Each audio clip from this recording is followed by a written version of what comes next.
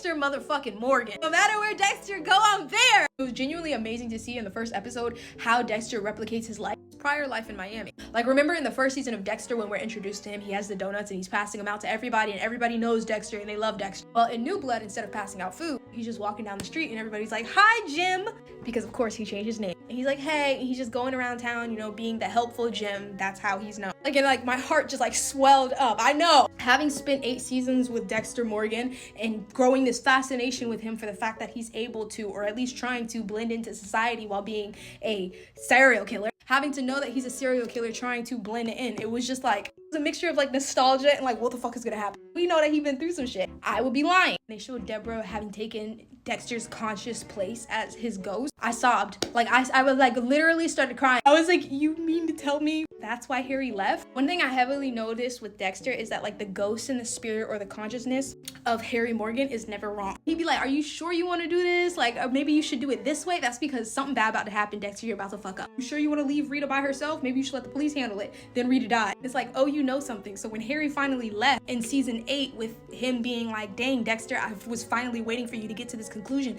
that you don't need me," I was like, oh, he's grown up. Then to see Deborah have taken his place.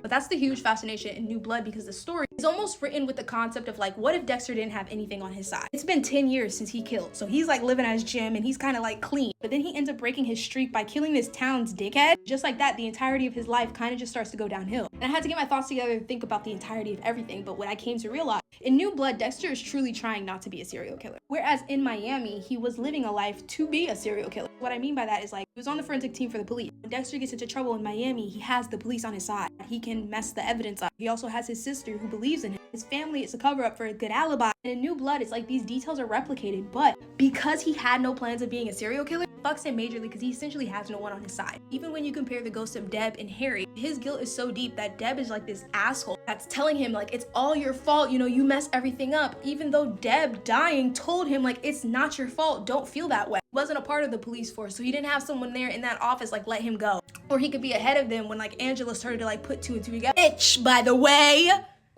Stupid. I don't get why people think, oh, he might be the Bay Harbor Butcher. This is dangerous. When people heard about a Bay Harbor Butcher the first time, they was calling that man a vigilante. Don't even play about Dexter like that for real. He's killing bad guys. That's like the main ploy in the Bay Harbor Butcher, is that he only kills bad guys.